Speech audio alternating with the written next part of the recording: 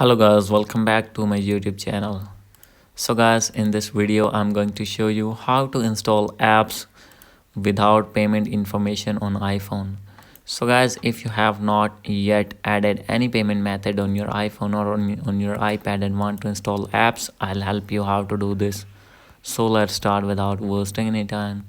So guys, simply you have to open your settings on your iPhone. Click on your main Apple ID name. After this guys, you have to click on payment and shipping. So guys, if you have added any payment method, then guys you can delete also your payment method. So guys, simply you have to click on media and purchases, click on password settings. So guys, after clicking on it, you need to wait. Here is the option of require after 15 minutes, and guys, if it is turned on, you need to turn off it, that is required password.